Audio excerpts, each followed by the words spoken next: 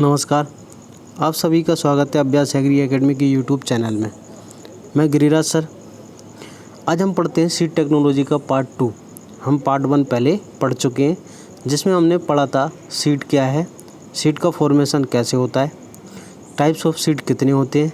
जैसे हमने dicot seed देखा था, डाइकोट में endospermic, non endospermic seed, monocot में भी इसी प्रकार हमने। तो आज हमारा जो लेक्चर है वो है seed types of seed germination पर बेसिस है और percentage of seed germination exam में पूछी जाती है। डिफरेंट सीड की जर्मिनेशन परसेंटेज एग्जाम में पूछी जाती है। आप इस लेक्चर को पूरा देखना, जिसमें हमने लास्ट में सीड जर्मिनेशन की लिस्ट पढ़ेंगे हम, जिसके अंदर सारी आपको लिस्ट देखने को मिलेगी। तो उससे एग्जाम में क्वेश्चन आते हैं।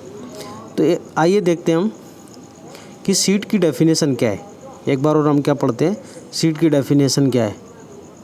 तो सीड क्या होता है? Seed is a botanically fertilized ovule consisting of intact embryo, stored food and seed coat which are viable and got the capacity of germination. बीज क्या होता है? एक फर्टिलाइज्ड ओव्यूल होता है, जिसमें क्या होता है? एम्ब्रियो होता है, इसके अंदर स्टोर्ड फूड होता है in the form of endosperm या फिर कोटिलेडन्स, और क्या होता है? सीड कोट होता है। और जिसमें किसकी कैपेसिटी होती है? जिसमें जर्मिनेशन की कैपेसिटी होती है, उसे हम क्या कहते हैं? सीड कहते हैं। उसे हम क्या कहते हैं? सीड। अब सीड के कितने टाइप्स हैं? मैं आपको लास्ट लेक्चर में बता चुका हूँ कि सीड के 2 टाइप्स होते हैं। एक होता है डाइकोट सीड, एक होता है मोनोकोट सीड। आइए एक बार और देखते हैं कि डाइकोट सीड क्या है, मोनोकोट सीड क्या है। तो जो डाइकोट सीड होते हैं, जिसमें 2 कोटिलेडन्स होते हैं, और मोनोकोट सीड में 1 कोटिलेडन्स होता है। डाइकोट सीड में आपको डायग्राम में दिख रहा होगा कितने 2 कोटिलेडन्स हैं। डाइकोट सीड में कितने 2 कोटिलेडन्स होते हैं। मोनोकोट सीड में कितना? 1 कोटिलेडन्स होता है। ठीक है। सीड के बाहर की ओर आप देख रहे होंगे क्या होता है? सीड कोट होता है। ये सबसे बाहर की ओर क्या है? सीड कोट है। अब आप देखना, ये जो कोटिलेडन है, यहाँ पर क्या होती है? Embryonal axis. क्या होती है? एम्ब्रोनल एक्सेस होती है। इस एम्ब्रोनल एक्सेस जो होती है, जिसके ऊपर वाला पार्ट क्या कहलाता है? एपिकोटाइल, और नीचे वाला पार्ट क्या कहलाता है? हाइपोकोटाइल। ये जो एपिकोटाइल वाला पार्ट है, ये किसको कवर करते हैं? इससे प्लेम्यूल। किसको कवर करता है? प्लेम्यूल को। या कह सकते हैं आगे चल के इससे क्या बनता है? प्लेम्यूल। और प्लेम्यूल से आगे चल के क्या बनता है? सूट का फॉर्मेशन होता है। और हाइपोकोटाइल के नीचे क्या होता है? रेडिकल। और रेडिकल से आगे चल के क्या बनती है? रूट का फॉर्मेशन होता है। ठीक है। आप मुझे कमेंट सेक्शन में बताएं कि जो मोनोकोट में एक ही कोटिलेडन्स होता है, मोनोकोट में केवल एक ही कोटिलेडन्स होता है, उसको हम बोटनिकली क्या नाम है, उसको क्या कहते हैं? ये एग्ज़ाम में पूछा जाता है। ठीक है। अब आगे देखते हैं कि सीड जर्मिनेशन क्या होता है, या जर्मिनेशन की डेफिनेशन क्या है। जर्मिनेशन मीन्स क्या होता है? Germination can be defined as the growth of seed into a young plant और सीडलिंग। मीन्स सीड का प्लांट या सीडलिंग के रूप में क्या करना? ग्रोथ करना, क्या कहलाता है? Seed germination. Germination can be defined as the growth of seed into young plants और seedling, it is called seed germination, या इसको कहते हैं हम बीज अंकुरण। मीन्स सीड का एक प्लांट में या सीडलिंग में क्या करना? ग्रोथ करना, क्या कहलाता है? Seed germination. एक और डेफिनेशन देखते हैं हम। Seed germination may be defined as the fundamental process by which different plant species grow from a single seed into a plant. Means एक फंडामेंटल प्रोसेस होती है, जिससे जो होल प्लांट होता है वो किससे बनता है? सिंगल सीड से बनता है।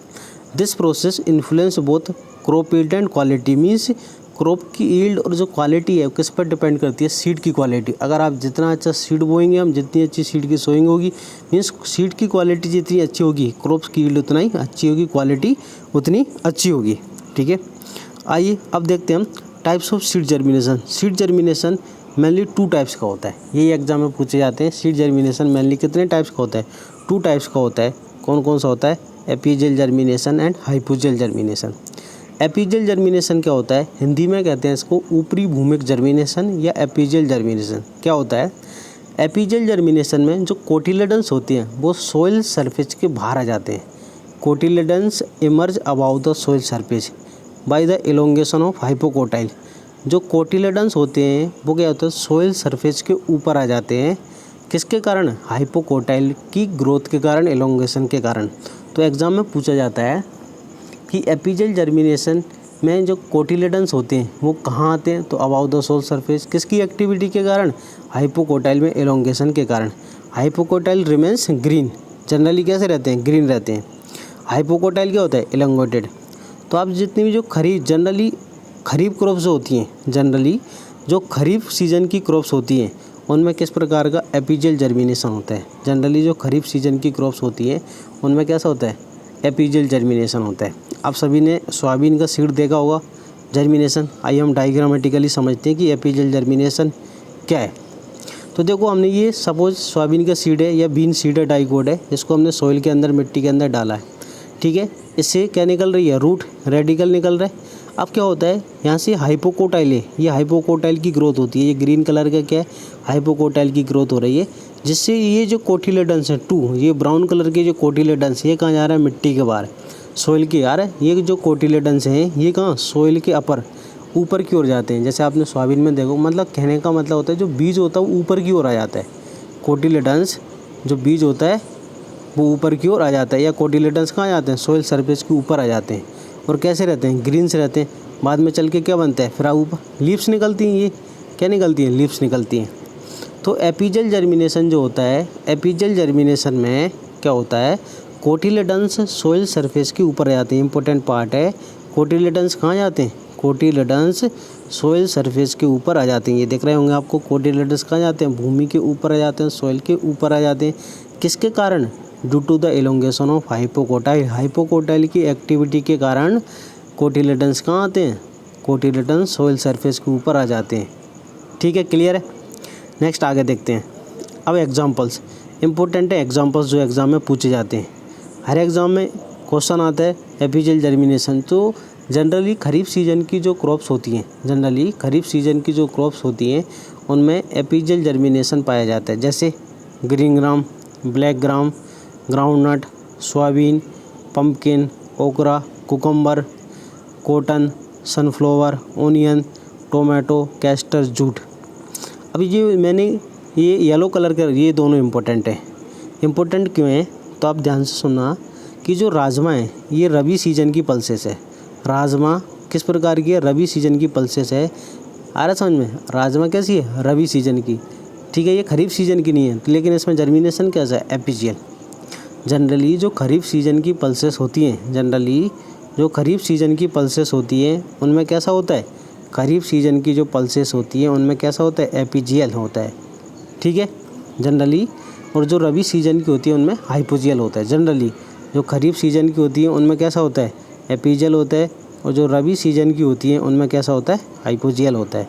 लेकिन यहाँ पर एक्सेप्शन है कि जो राजमा है वो रबी सीजन की है, लेकिन इसमें कैसा है, तो आंसर है कैसा है, तो एपीजियल है। मस्टर्ड भी रबी सीजन की है, इसलिए मस्टर्ड भी इम्पोर्टेंट है।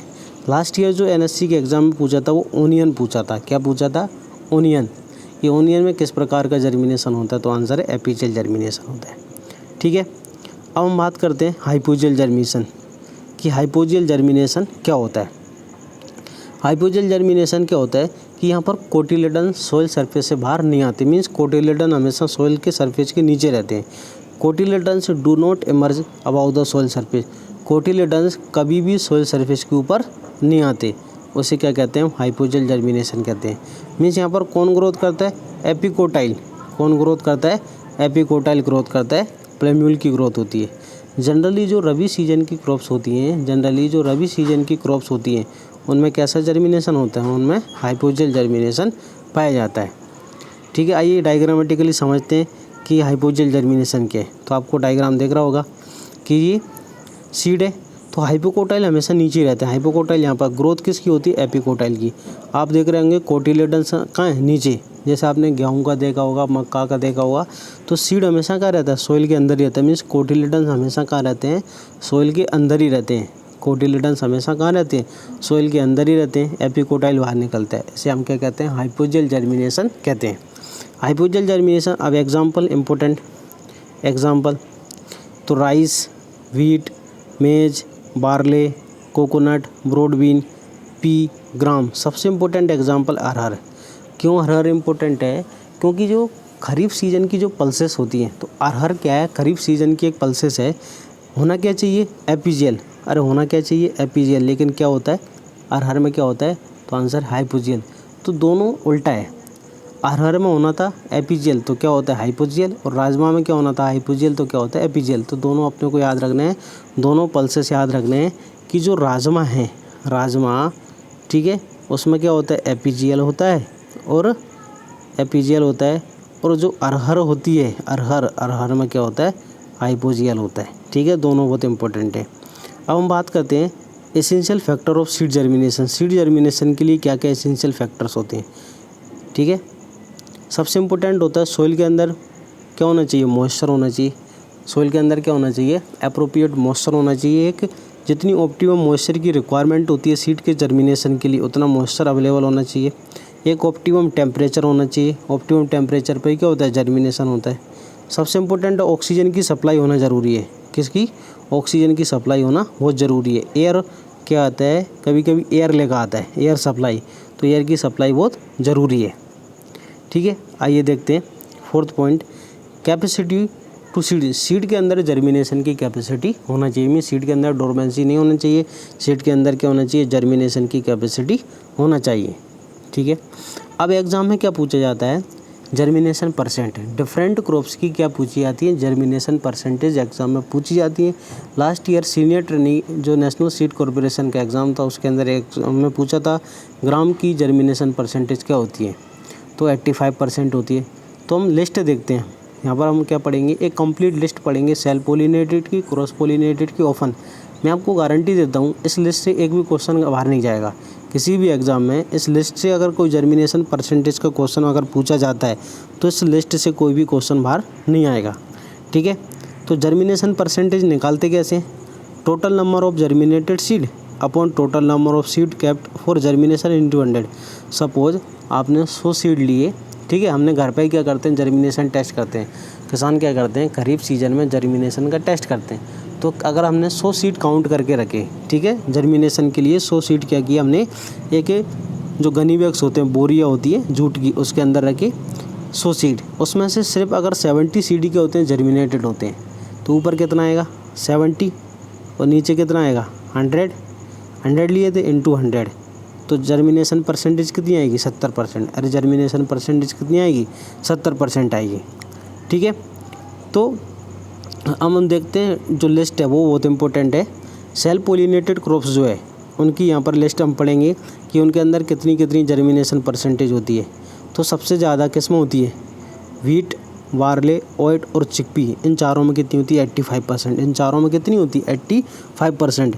वीट में, बार्ले में, ओट में और चिकपी में कितनी होती है, चारों में 85% होती है। आगे इसके बाद है जो पल्सेस क्रॉप होती हैं, जैसे देखो ब्लैक ग्राम है, लेंटिल है, केसारी है, फील्ड पी है, फ्रेंच बीन है, काउ पी है। तो यहाँ तक कितनी होती है, इन सब के अंदर कितनी होती है 75%। कितनी होती है 75%। ब्लैक ग्राम, लेंटिल, मसूर, केसारी दाल, पी, मटर, इसके बाद राजमा, काउ पी, इन सब के अंदर कितनी होती है 75% होती है। इसके बाद आगे देखते हैं 70% किस किस के अंदर होती है। तो groundnut 70%, soybean 70%, green gram 70%, cluster bean 70%, tomato 70%। इन सभी के अंदर कितनी होती है 70% होती है। इसके बाद मेथी जो है उसके अंदर भी कितनी होती है 70%। तो ये जो 16 सेल्फ पोलिनेटेड क्रॉप्स हैं बहुत ही इंपॉर्टेंट जो एग्ज़ाम के अंदर पूछी जाती है। ठीक है, आइए हम देखते हैं क्रॉस पोलिनेटेड। तो क्रॉस पोलिनेटेड क्रॉप्स में सबसे ज़्यादा होती है 90% किसकी, मक्का की। मेज की कितनी होती है, हाईएस्ट होती है 90%। दूसरे नंबर पर होता है रेपसीड एंड मस्टर्ड। दूसरे नंबर पर क्या होता है रेपसीड एंड मस्टर्ड, कितनी होती है 85%। इसके बाद सेफ्लोवर कितना होता है 80%, पल्मलेट 75%, सनफ्लावर 70%, कैबेज 70%, कैस्टर 70%। इसके बाद रेडिश जो होता है, रेडिश में 70%, टर्निप सलजम में 70%, ओनियन 70%, कॉलीफ्लावर में कितना होता है 65%, पालक में 60%, कैरेट गाजर में 60% और शुगर बीट में कितनी होती है, शुगर बीट और कुकर बीट्स में 70%। कितनी होती है 70%। कुकर बीट्स में कितनी होती है 60%, 60%। शुगर बीट और कुकर बीट्स में कितनी होती है 60%। क्लियर। अब देखते हैं ऑफन क्रॉस पोलिनेटेड। जो ऑफन क्रॉस पोलिनेटेड होती है बहुधा परपरागित फसलें, उनके अंदर कितनी होती है, तो उनके अंदर सबसे ज़्यादा होती है सोरगम के अंदर कितनी 80%। आपको पता है ज्वार जो होती है ऑफन क्रॉस पोलिनेटेड होती है। सीसमम तिल 75%, कितनी 75%। पिजन पी 70%, पिजन पी में कितनी होती है 70%। अरहर हो, इसका ब्रिंजल 70%, ओकरा 65%, कॉटन 65% और चिली के अंदर 60%। अब आप पढ़ेंगे सर चिली है, ओकरा, ब्रिंजल ये सेल्फ पोलिनेटेड है, लेकिन इनको जब भी आप सीड टेक्नोलॉजी पढ़ोगे तो इन सबको किस में दिया है, ओपन क्रॉस पोलिनेटेड क्रॉप्स के अंदर दिया हुआ है। किस किस को, चिली को, ओकरा को, ब्रिंजल को किसके अंदर दिया हुआ है, और सीसमम को किसके अंदर, तो ओपन क्रॉस पोलिनेटेड क्रॉप्स के अंदर दिया हुआ है सभी सीड टेक्नोलॉजी की बुक्स में। आइए देखते हैं जो ब्लू लाइट होती है, ब्लू लाइट क्या करती है, ब्लू लाइट सीड जर्मिनेशन को क्या करती है, प्रमोट करती है। Blue light promote seed germination, blue light क्या करती है, सीड जर्मिनेशन को प्रमोट करती है, और रेड लाइट सीड जर्मिनेशन को इनहिबिट। दो इंपॉर्टेंट फैक्टर हैं कि ब्लू लाइट क्या करती है, सीड जर्मिनेशन को क्या करती है, प्रमोट करती है, और रेड लाइट क्या करती है, सीड जर्मिनेशन को इनहिबिट करती है। क्लियर है? आई होप आपको समझ में आया होगा। आप मुझे फॉलो कर सकते हैं इंस्टाग्राम पे, मेरी आईडी है अभ्यास एग्री एकेडमी। ट्विटर पर फॉलो कर सकते हैं @अभ्यास एग्री अभ्यास। आप मुझे टेलीग्राम चैनल अभ्यास एग्री एकेडमी का टेलीग्राम चैनल और फेसबुक पेज अभ्यास एग्री एकेडमी पर मुझे फॉलो कर सकते हैं। और यहाँ पर आपको डेली एग्रीकल्चर जो क्यूज होती हैं वो आपको टेलीग्राम चैनल पर मिलेंगी, और इस लेक्चर का PDF भी आप डाउनलोड कर सकते हैं कहाँ से, टेलीग्राम चैनल से। छात्रों मैं आपको बताना चाहता हूँ कि अभी नेशनल सीड कॉरपोरेशन का एग्ज़ाम है, आप सभी लोग तैयारी कर रहे हैं। तो नेशनल सीड कॉरपोरेशन एग्ज़ाम है जो सीनियर ट्रेनी और मैनेजमेंट ट्रेनी के प्रोडक्शन का एग्ज़ाम है और एग्रीकल्चर का। ठीक है, मैं सीनियर ट्रेनी एग्रीकल्चर सिलेक्टेड हूँ। तो आपको किस तरह से पढ़ना है, क्या स्ट्रेटेजी बनाए, किस फील्ड से, मीन्स ब्रीडिंग से किस तरह से क्वेश्चन आते हैं, एग्रोनॉमी से किस तरह से क्वेश्चन आते हैं, जेनेटिक्स के किस तरह से क्वेश्चन आते हैं, आप हमारी जो अभ्यास एग्री एकेडमी की ऑनलाइन एप्लीकेशन है गूगल प्ले स्टोर पर, आप उसे डाउनलोड कर सकते हैं। वहाँ पर ऑनलाइन टेस्ट सीरीज अवेलेबल है। अगर आप चाहें तो आप ऑनलाइन क्लासेस ज्वाइन कर सकते हैं। थैंक यू, धन्यवाद।